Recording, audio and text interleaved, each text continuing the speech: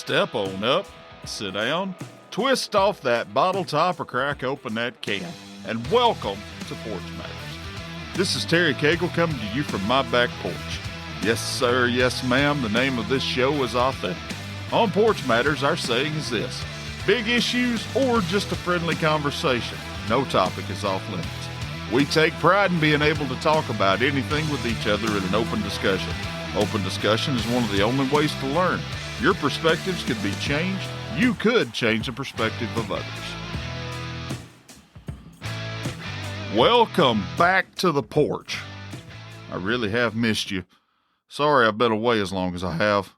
After the last episode with David Dusek, I started having trouble finding guests, and to be honest, burnout was hitting me really hard.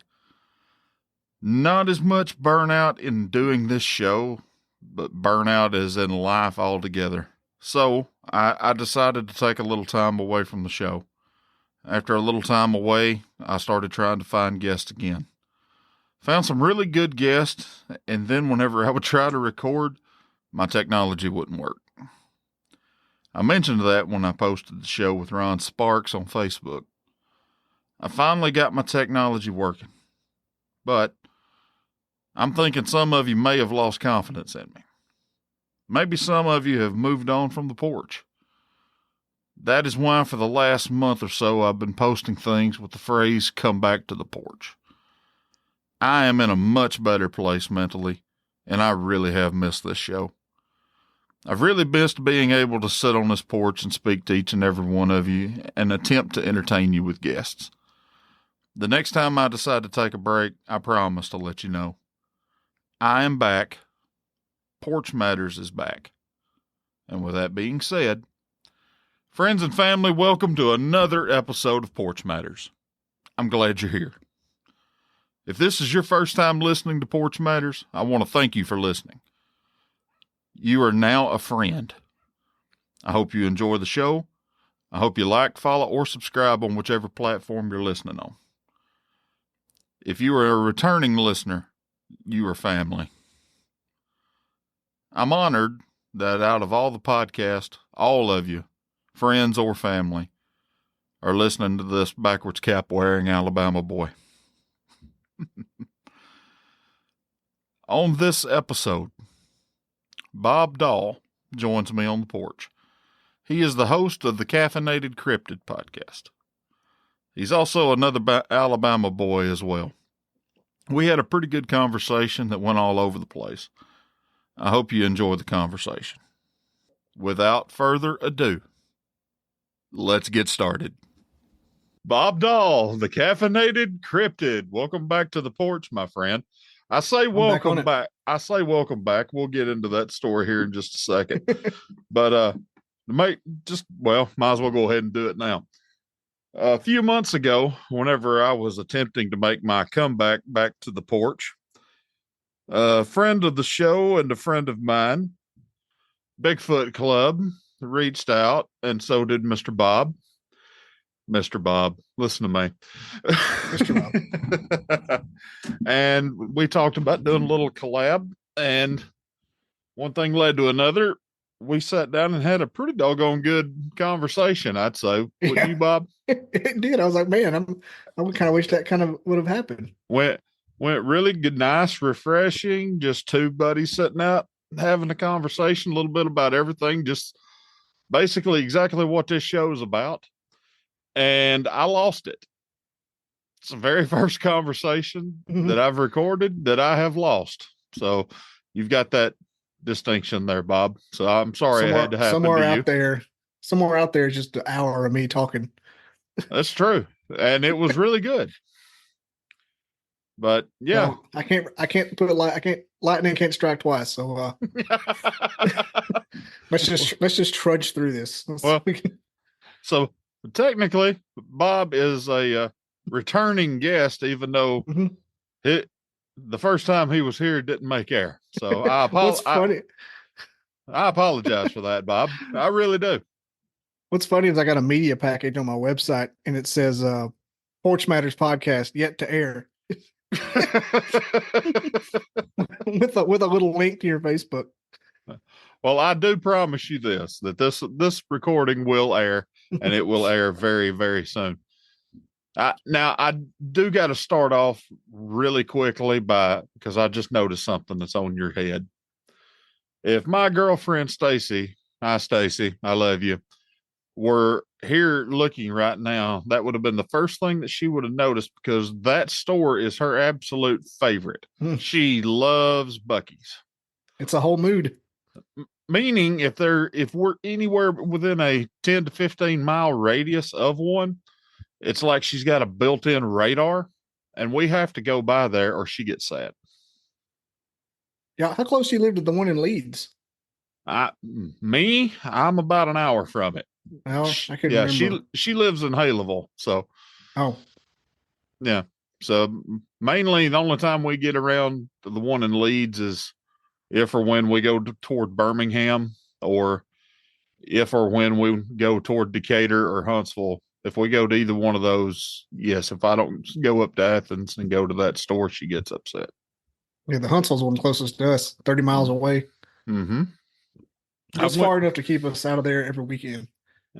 The only thing that now don't get me wrong, I like the store, I really do. Mm-hmm. Lot of stuff there, but me personally, after you've been there once or twice, it kind of gets old. Yeah, you got to space them out. Yeah, I haven't been in a few months. That and the fact that there's just so many dang people there all the time. Where do all these people come from? I kind of want to like try it out, go in there like midnight and see what it's like. Or just as packed. I don't know. It's just as packed.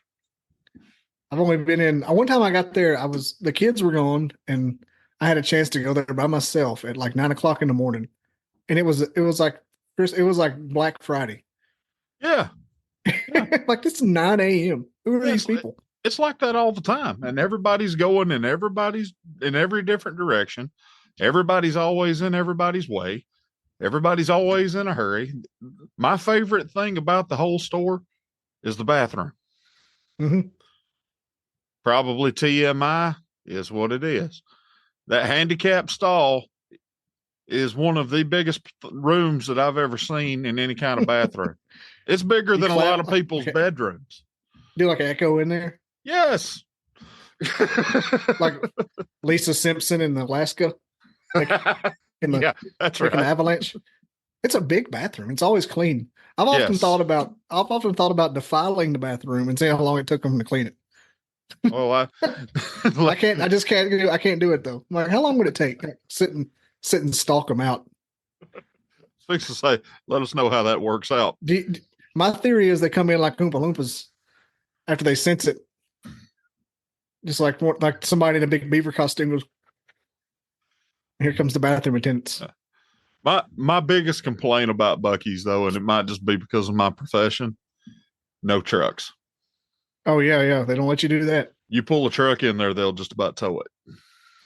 I think they have towed a few at owner's expense. I don't know where they'd fit them. Well, there's room there, but you know, I've heard people say truckers are boycotting Buc-ee's. A lot are. Some do. Yes. Well, I guess they have to. Now, Buc-ee's does have a rival, I guess you could call it that. I've seen a couple of stores down in Florida, you know, whenever I've went down that way, called the Busy Bee. They got my support. Yeah. It's basically the same stuff. It's not as big, but like I said, it's still basically the same stuff. And they have diesel pumps and truckers are welcome. So I like them burritos though. Texas cheesesteak. Texas cheesesteak burrito and the chicken sandwich. Buc-ee's does make a good barbecue sandwich and a brisket sandwich. But you know, there again, it's also depends on the cook and it depends on the day too. Yeah, it's all sauce. I don't like barbecue sauce on a barbecue sandwich, which is weird. Yeah, I'm a big purist when it comes to that. Do explain. I'd much rather have the smoke. I'd like to have the smoke do the work. I get that. There's a couple of places. Dry rub and vinegar. Yeah, there's a couple of places up in Memphis that is basically like that. Oh yeah, I love dry rub. Mm-hmm. I like using dry rub, but I'm also a big sauce guy too. I like a good sweet sauce. I'll put it on stuff, but if I'm making it, I won't use it. Right. Now if I make it and you make your own sandwich out of what I make, it's okay. I mean, but I don't use it. I like that big red piece that comes out of the bone, and Oh, that yeah. little notch, and put it on a sandwich and chop it up. Man, ain't nothing sauce can do to make any better than that. Well, since we're going there, what's your favorite thing to grill? Oh, ribs. How do Hands you down. How do you grill yours? I probably do a 3-2-1 method. The 3 hours at 200 something, Mm-hmm. then wrap it up. I'll wrap it up and put like a quarter stick of butter in each one, meaty side down. That's And interesting. I've never mhm. added butter to mine. Yeah, I got on that when I was doing the keto thing. Instead of putting anything like apple juice, I always put butter in there. So apple juice But is bad if you're on keto? I mean, just a bunch of it because it's sugary. That's true. I didn't think But about that. like now, I'll take like a little bit of vinegar, a little apple juice, and whatever dry rub I'm using, and put it in a big microwave safe bowl and heat it up and make it a mop sauce and pour like a half a cup in each one with butter, just to get the steam going, something to steam it. Well, since you brought up rub, what is your absolute biggest go-to? What's the first one you grab? Walmart, got the butt rub. I hear It's you. the easiest one. I got you can't see him here, and I won't trouble your audience with me getting up and making a bunch of racket, but I got the Alton Brown Good Eat series. Uh-huh. That show, but he's got a dry rub recipe in there. And if I had to say my favorite, probably that one. But it's also my least. It's also something I don't use as often because it's got brown sugar in it. And I don't like a ton of brown sugar. The butt rub's got just a little, but it's more spice than it is sugar. But that Alton Brown one is my go-to lately has been Meat Church. I've heard of that one. And then I always get stuff like that for Christmas too. So usually I use that up first and then go to butt rub. Right. One of my cousins, Chris, he actually put me on to Meat Church a year or two ago. Mm-hmm. I'll tell you a good one is Sticky Fingers brand dry rub. Never tried it. Yeah, it'll make you go. Yeah, it's put it out and get you can put it. You can put it out and get deer to come to it. It's not really sugary. Yeah, it's really good. So it's called Meat Church. Yeah, it's kind of like that old saying. It's good. It makes you just want to slap your mama. Mm-hmm. Make your tongue slap your brains out to get into it. Right. By the way, I am not condoning slapping your mother for those that are listening. Nope. I can't stand that garbage. I've seen this Meat Church on TikTok, by the way. Yeah. I have to order some of this. It's really good. I really enjoy it. I do. When you barbecue, do you do the mustard thing too the night before?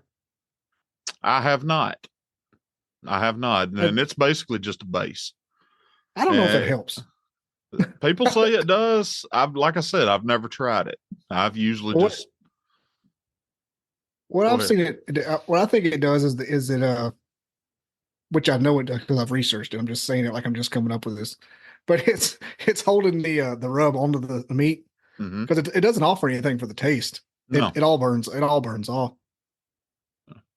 Like I said, whenever I've got mine out and prepared it, mine's usually not necessarily completely dry, but it's usually wet enough to hold the rub on. Yeah. So I'll put a healthy portion on, I'll pat it on, and I'll let it sit for about 20 minutes or so to try and let it, soak on in, for lack of better words.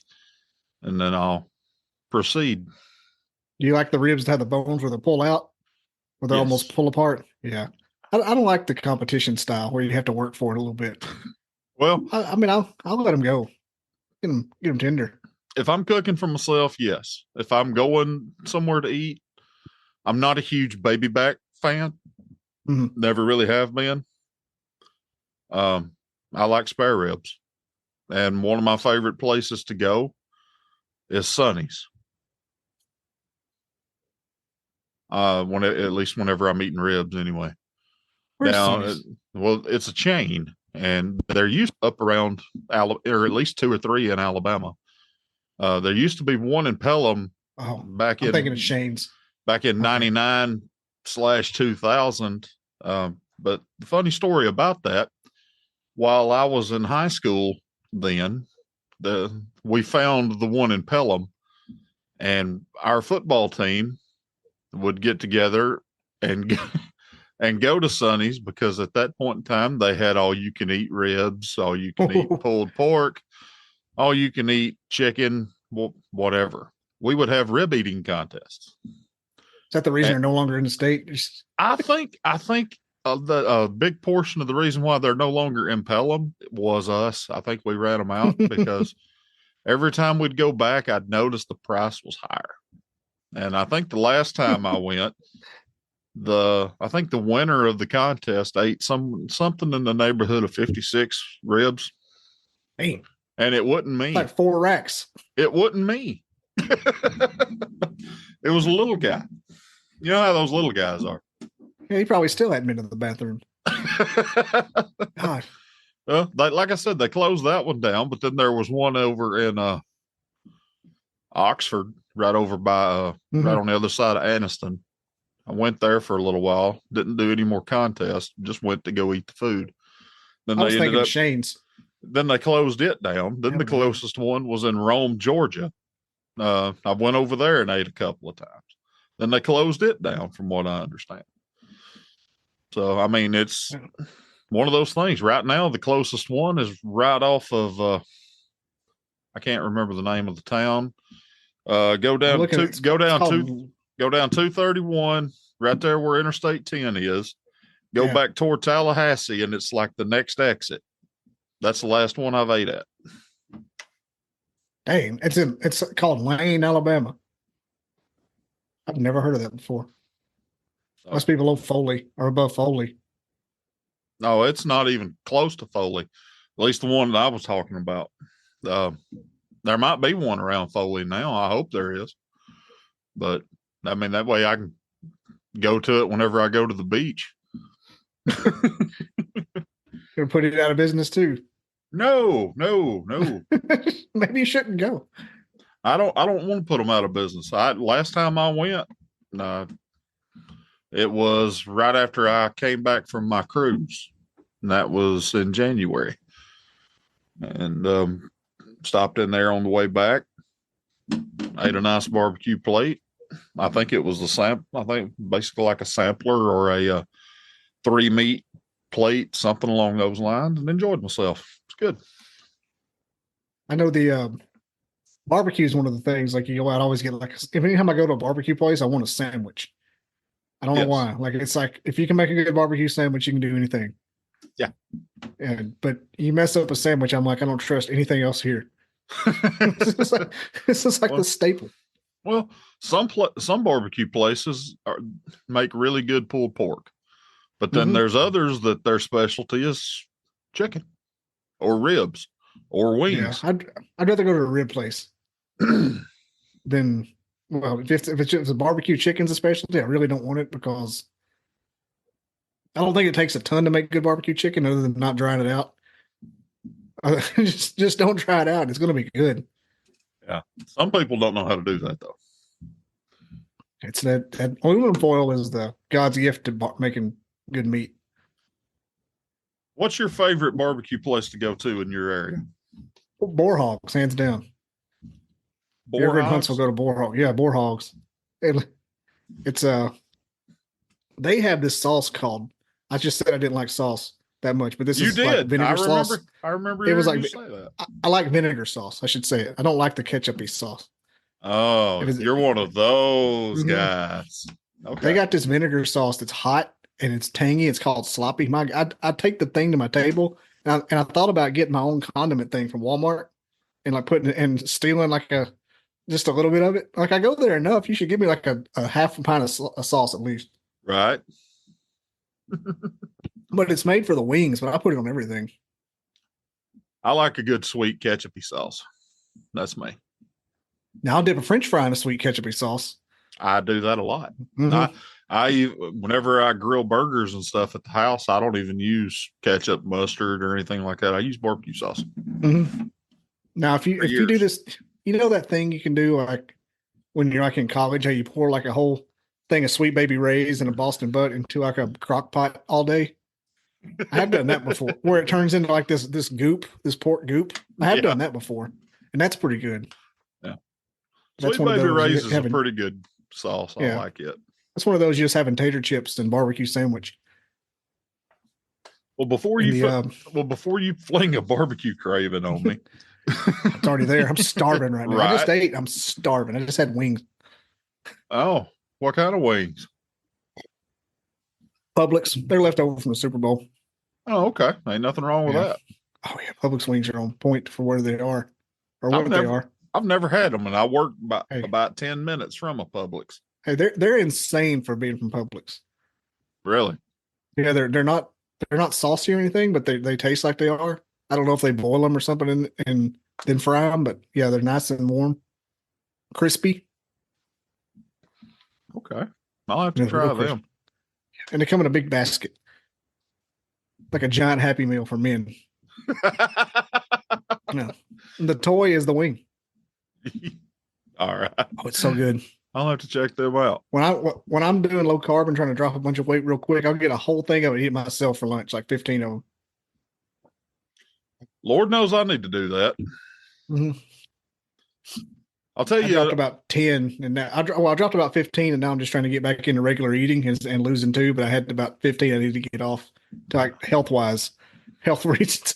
Health reasons. I need to lose about 50 to 75, maybe even 100. But I know that. As far as wings goes, here's an what's the word I'm looking for? Underestimated, underrated. Yeah, underrated. Papa John's. They're smoked wings and stuff that they do. Have you tried any of them? I have before. They're really good. I'm not a big fan of their pizza, so it's few and far between. But I do like their wings. Okay. What's your favorite pizza? Now, you talk about pizza. I can talk about it all day. Oh yeah, we got this little place called DJ's here. It's in like a brick. It's in like a concrete cinder block building. You walk in, it just smells like oven fire. Ain't nothing wrong so with good. that. Yeah, it's this little hole in the walls. Well, after you get past Pizza Hut, Domino's, Papa John's, all of those, I would have to say my favorite local mom and pop pizza place, Pizza Ed up in Hartselle, really good. They serve Chicago style. They finally branched out, and I think they've got one over in Gunnersville. I actually did a food review a while back whenever I was doing those. Yeah, don't they have one on the dock in Gunnersville? Yes, they do. Yeah, that's where I heard of them. I highly recommend it. Yeah, I highly recommend it, especially the Chicago stuffed. Do they have New York too? I think they do. Yes. Another couple of local places just right here around the house where I live would be Cujo's in Curry, Mojo's over in Cordova, and the Pizza Bar up in Carbon Hill. So if you're ever over in the area, I definitely suggest those. If you get extra cheese on anything, be prepared not to go to the bathroom for a couple of days. I never go to the bathroom. It's fantastic. Love that place. You live down by Jasper, don't you? I live in a community called Dilworth. Dilworth? It's in Dilworth. It's in between Summerton and Sipsey. Oh, okay. I was like, where? Dilworth's nothing but old strip pits, some old people, few cows. Got a couple of drug dealers here and there. It's just couple. Yeah. Ain't nothing like the local meth heads. Yeah. So born, raised, and currently residing. Yeah, I thought about moving back to my hometown too. I'm like, with my wife being a teacher here in Huntsville. I don't know if that'd work out, her driving, but I would do telework if I did. Heard that. Make dang sure of it. Let's talk about the Caffeinated Cryptid. Who's that? Oh. What's that? I've done so many pre-records lately that I haven't done like my own live in a couple of weeks. And so I'm like, I forgot like how to do it. we ain't gonna go there just yet. That's gonna be a whole separate podcast for me. Oh yeah, live's fun. Where's Terry? That's gonna be the title of it. Put it in reverse. Oh Lord. Whenever all of that came out, I was still driving a truck. I've been grounded since. Oh my gosh. Put it in reverse, Terry. Well, my the mechanics that serviced my truck actually put that on my fifth wheel in grease. So yeah, that was really funny. But yeah, ever since all of that came out with my name being Terry, if I had a dime for every time I heard that, I'd rich man. Yeah. I got an Uncle Terry. We went, oh Lord, Terry. Oh God, Terry. So yeah, the Caffeinated Cryptid is I got these guy from Oklahoma sent, come on, what the hell? Damn camera. He sent me a bunch of swag. He just made them for me to send them to me. Like, well, that's nice. Cool. Yeah, but this here is that's for like Paracons and stuff. And I just set it up in here to keep from having to paint the wall. What happened was, like, I was doing a podcast like yours, where just any topic goes. Right. And I got to where I would just get only paranormal people and only Bigfoot people. And so, what the rule in podcasting is, if something works, you just keep doing that. And so I just took the advice and went from being the Bobby Dizzle podcast to Caffeinated Cryptid. And so far it's worked. I've been on a bunch of like real life expeditions lately. I got invited to 2 big Bigfoot expeditions. And 2 weeks ago, I went to the Old South Pittsburgh Hospital for an overnight stay. I saw that. That was pretty cool. Tell me about it. I consider myself the combat reporter of the paranormal. I'm not an investigator, but I'm on the side enjoying it, but not getting shot. I'm wearing like a blue vest. Leave me alone. I just want to talk. Look, I'm sitting there. We sit at the second floor nurses station. I got on a North Face jacket, and it's kind of cold in there. And I flipped the little collar like this. I'm like, don't touch me. And the dude I was with said, I'm not. I said, I'm not talking to you. You've got a backpack full of sage, anointing oil, the whole 9 yards, right? Bible. Yeah. Well, crosses. I wasn't that scared. But like 4 hours into it, I got in my head. Yeah. At first, I was like, I'm into it scientifically. I wasn't even thinking about ghosts. I was like, I do kind of hope something does happen. But then once it got quiet and everybody left, because we had tickets all night from 6 p.m. to 2 a.m. And they sold tickets from 10 p.m. to midnight to 2 a.m. But 10 p.m., 40% of them left. Right. They got 2 or 3 hours in it. It's not that big of a place, but it is. It's a hospital, 3-story hospital. So it's the size of a hospital. And midnight and between 10 and 12, there was still a good bit of people there. Boy, when it got close to 12, we were it. And it got quiet. Before you were running into people. You turn a corner, there'd be somebody sitting in a spirit box in the hallway and see a flashlight. After about 11 o'clock, nothing. Just us. And my buddy Will, who we went with, who invited me, said, let's turn the lights off for a few minutes. I'm like, okay. It was so quiet and so dark. He put the little spirit box up on the hospital, on the nurses station, and then we just go. Really? Yeah, it didn't get anything, but still, I was like, I'm just glad there was a light coming from that. had one of these going the whole time, but it was fun. Well, we did a thing. We took. Do you know anything about ghost hunting? I really didn't. I kind of do. I watch Taps. I know. I've had a couple of paranormal people on, a couple of groups. You know what a K2 is? It measures anybody, it measures it and they can touch it and makes it light up. Well, it lit up in a chair just above this one chair. Move it over here, it wouldn't light up. He put it in the chair and it lit up, and I picked the chair and walked it around the room, and it still lit up. And so I said, there's either a ghost here that's just angry as hell. It looks like he's in a Jewish wedding because I'm walking it around. Because I'm just it was an operating room too, so there's all this stuff, all this old equipment everywhere. And I would put it down. And he starts going, hey, if anybody's in this chair in this room, can you light this up for me? So it starts going, starts lighting up as he's talking. And I'm like, man, this is kind of cool. Like I wasn't scared at all. I was infatuated, or not infatuated. I was, it was cool. I was Yeah. scientifically involved with it. Right. And then this crowd walked up, 4 or 5 people, like, hey, how's it going? Whispering kind of. It's kind of like if you see somebody you're hunting, you see it, look, that Right. kind of thing. And they walked up and I guess said something. And it went, boom, went out. No more light. Couldn't get it. The rest of the room was, man, that was cool. We scared it away. It was like there was too many people there. Mm-hmm. But like right above that chair, it was like something was standing in the chair. Like there's pictures of it. And I even set it down in the chair and it started lighting up. As soon as people started talking around, it went away. And then we got down doing the SD session. And that's where you blindfold and you earmuffs and you just have the headphones on under the earmuffs. So you can't hear or see what's going on in the room. You just hear the spirit box. And it was saying all kinds of 1960 JFK, just random stuff. And the guy doing it said he thought it was talking to him a couple of times because he's heard it say his name. And then it said 14 people in the room. And sure enough, there was 14 people in that room. Wow. I was like, well, that's something. That's something. And we happened to be in the morgue of the place. He and I were sitting in the morgue and everybody else was sitting outside of it in the waiting room for like an hour.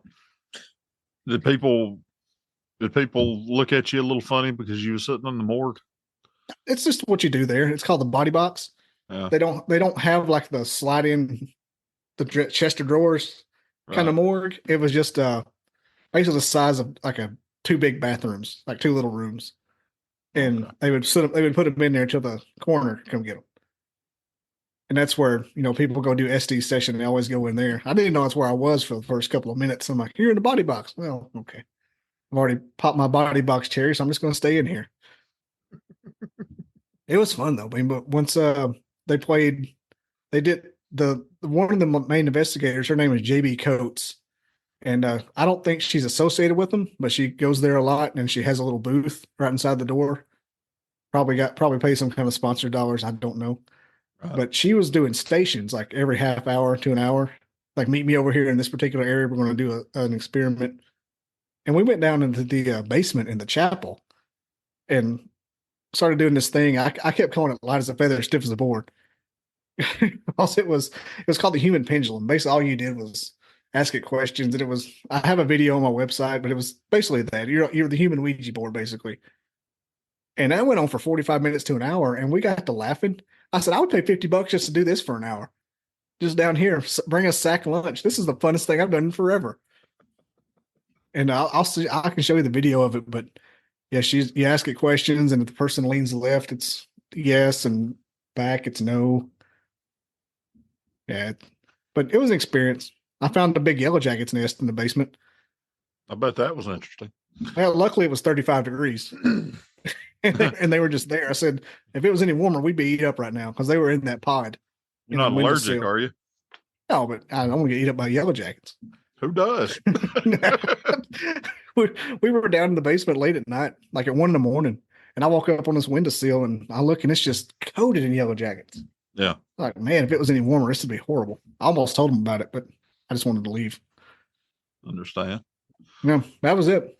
How many, or tell us a couple of your favorite cryptid stories. Cryptid stories that I've heard on my show. Yeah. I'll tell you one that's weird. A guy from Missouri told me that he has them coming. He lives on a few acres and off the Iowa border, and he said he had them come to him in a dream. And usually they just come to him like a Bigfoot in a dream and just kind of talk to him telepathically. He said one time they came to him as a human woman in a dream and was talking to him, but it was like a Bigfoot human woman. And I said, wait, so you talking about like Mars attacks? Whenever that alien dresses up like a person, goes into the White House, and he's like, I don't know. I'm just picturing. I said, what did it look like? He said, it looks just like a person, but you could tell there was something up with them. Was it actually something coming to him like that, or was it just? He said they came to him in a dream all the time. Wow. I don't know why they chose to come as a human woman at one point. Maybe he'd pay more attention. Yeah, I've heard a bunch of stories. Just one guy up in Vermont said he saw one in 1982. He was in a tree stand and it ran out into the field and grabbed a deer and like wring its neck like a chicken and threw it under its arm and ran away. We'll swear to be damned that it happened. Well, I mean, they got to eat too. Yeah, especially a deer. I bet they're delicacies. I bet they are too. What I don't know is if I'm being lied to at all in certain times by people who have really good stories. I just let it go because they're never. I mean, if it gets me views, it gets me views. But I'm looking now into getting more authors and people who have done documentaries to be on, just because I like the people that have the good stories, but at the same time, what am I going to look like in 10 years? Like, true story. I mean, Oprah Winfrey, the midgets fighting each other, or the little people fighting each other from back in the day. I get it, but I mean, at the end of the day, it's what people think, and it's what they saw, and that's just like I've said on every time I've ever had anybody on that talked about cryptids, or anybody that I've ever had with speaking about paranormal and stuff. Have I ever seen anything as far as cryptids go? No. That doesn't mean that they don't exist. Yeah, you know, I kind of think they do. The only thing that I can say is I don't know, but I find both fascinating. The similarities is what gets me. Like, especially if you get somebody 60, 70 years old telling you the same story, and they live 2,000 miles from the same kind of person. Right. They always talk about the same sounds, same similar like look. Y'all didn't coordinate this. And they're always you can barely use your phone now. They're always throwing rocks, or they're always throwing sticks.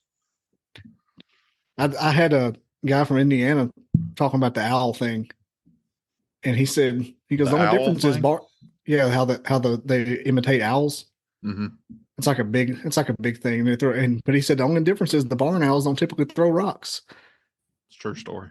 And he says you'll hear them go, ooh, ooh, ooh, and then a rock will come. And I made that into a T-shirt. Sold a couple of them.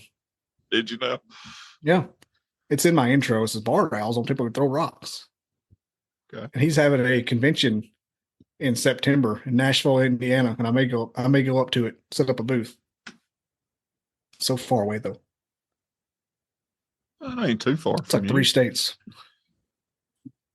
It's like Kentucky, and then Tennessee, or vice versa, and then like another little bit in Indiana. That's less than 8 hours for you. Yeah, it's probably about 6. I've been to Lexington, Kentucky in a day and back for a Bama game. Roll Tide. Wasn't too terrible. Yeah, RTR, RMFT. How you think we're going to do this year? Probably respectable. I think I don't think it'll be much of a drop off if the coach is as good as he says he is. We'll have talent. Yeah. How bad were you? You tore up over Coach Saban retiring? Not too bad. I was 100% not upset about it. I can say that with full truthfulness, because I was in college in Alabama during the Shula years, and so he did what he came to do 20 times over, as far as I'm concerned.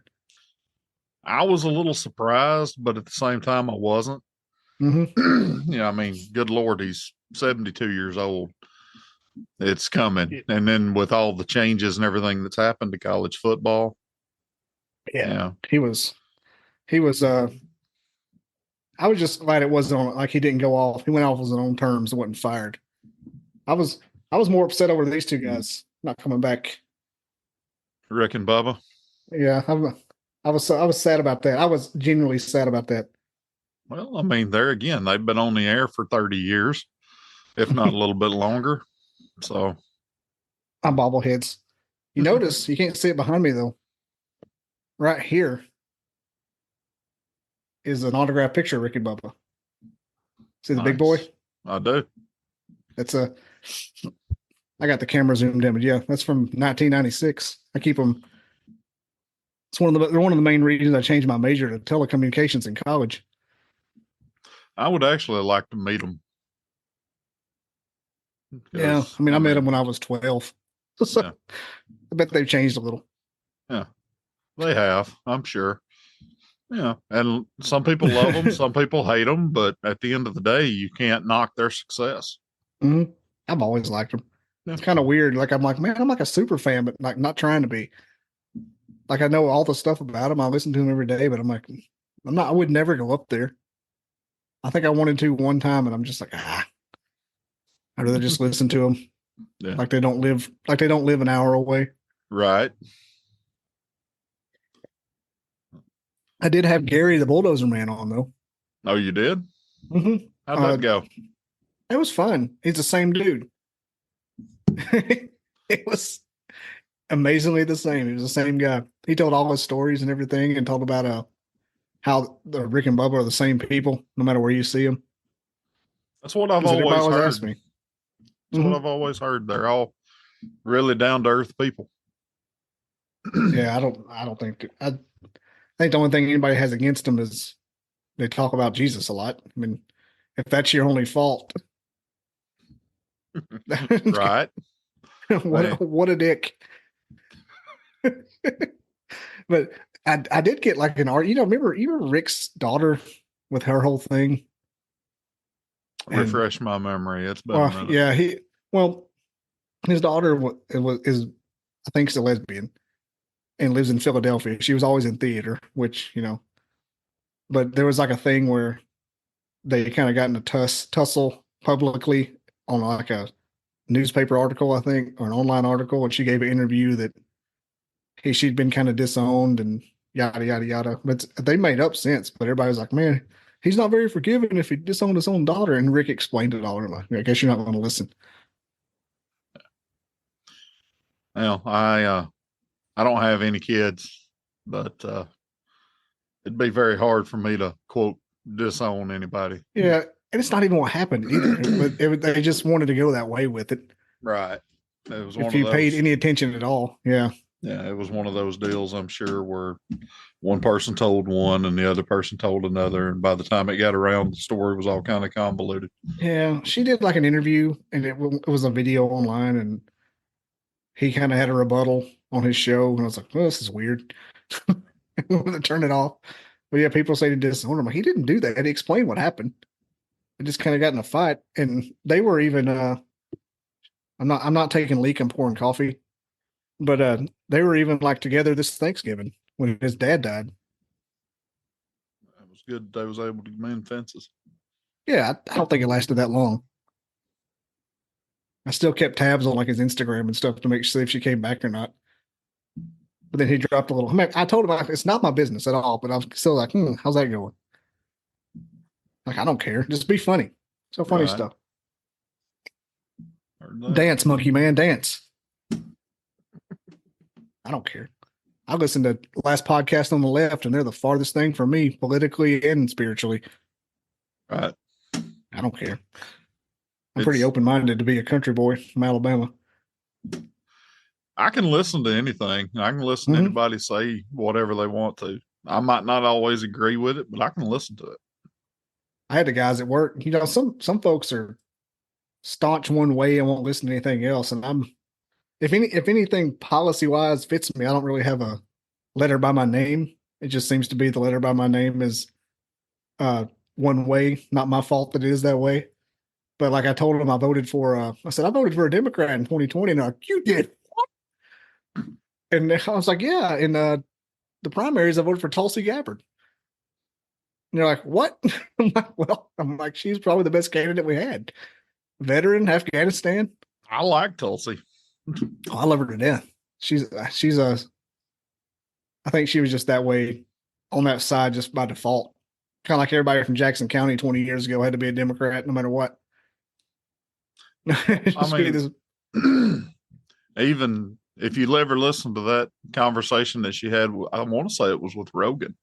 Mm-hmm. She didn't sound too much different in her thinking than the way I am. Nah, she's not. She's a veteran. Mm-hmm. She killed folks. She's from Rogan's the reason I did that. Like I'm from the Pentagon of the South up here. I knew where my vote was going to go anyway. Why not try to, give somebody some style points that otherwise might not get it? Right. I get the question right in November. Don't worry about me.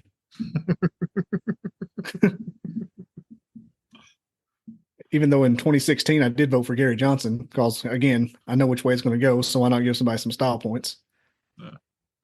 Hey, that's the beauty about voting, man. You can do whatever you want to do. I mean, look how many times Nick Saban won the governorship of Alabama. Now he's free to do it. We need to have another election. Well, he was free to do it before. So now it's going to be the Saban 24 and McAfee as the vice president. Oh boy. I do love some Pat McAfee. I can't get enough of him. I hate people that say he's too much. I'm like, well, you're just lame and old.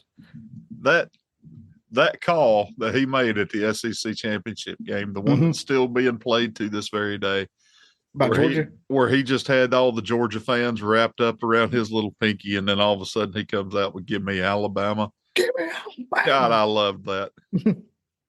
I was singing that song all week. I'm surprised nothing got through at him. Well, if they weren't behind those nets, maybe would have. I don't know if you've ever been to game day or not, but they're pretty protected. Yeah. They're behind they're behind some fences. Yeah. We went whenever LSU came to town, 2005, and I hadn't been asleep in days. And I don't even know, we found a poster board on the ground and ended up on TV with it. Well, I don't even know what was on that poster board. Just somewhere in the bowels of the ESPN archives, me and my friend Melvin from South Central LA just going nuts with the poster board we found on the ground in front of Kurt Herb Street. I don't know. Don't have a clue what was on it. Couldn't tell you. Probably couldn't have read it if I saw it. Up all night. Bob, I appreciate you taking the time to come on the show. Is there any more? Tell the folks where they can find you and your podcast. Yeah, hit me up, bobbydizzle.com. It's I'm on iTunes, Spotify, YouTube, of course. I think I'm on iHeartRadio and Amazon too, but yeah, it's just bobbydizzle.com. It's all there. You click on the links. Spotify and iTunes, what everybody uses. Still live streaming? I kind of got too many in the tank, and so now I'm doing a lot of offloading it, and I went down to one a week because I'm trying to get on other shows, and I'm on a media tour, a self-proclaimed media tour, because I found that that's what gets you more streams, more publicity. But I'm still doing one a week, and I get it lets me get guests that are actually good. I don't have to just get anyone. And I'll go on Amazon and put researcher and find those guys. And it's worked out so far. I got the guy that directed Blair Witch that time. And Exist. That was a big get. That was most fun. That's one of those things, like, if I don't do anything else, I did this. I'm gonna have to go back and listen to that one again. It's a good one. He did that Bigfoot movie. He was a partial director and writer of Blair Witch, but he did all of Exist, the movie Exist, which is one of the best Bigfoot movies, if not one of the best first person found footage movies there is. I'm kind of weird. I like that genre. Ain't nothing wrong with that. Mm-hmm.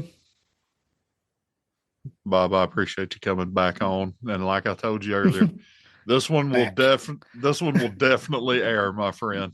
Everybody's like, who the hell is this guy? What's he talking about back? Never seen him before in my life. BobbyDizzle.com.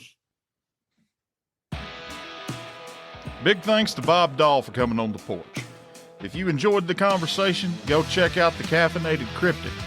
Follow him on Facebook. You can also find him at BobbyDizzle.com. Tell him you heard about him on Porch Matters. If you're new to the show and like what you hear, hit that like, subscribe, or follow button and download the episodes in our archives. If this show has been a positive addition to your life, please rate the show and leave a review. Won't take you but a minute, and it really would help the show. Find us on social media by typing Porch Matters Podcast into the search bar. Word of mouth is still the best way of sharing. Pick your favorite episode and share it with at least one person this week. There are a lot of people out there that have never heard of a podcast before. I sure would appreciate it. And I'll see you next time right here on Porch Matters.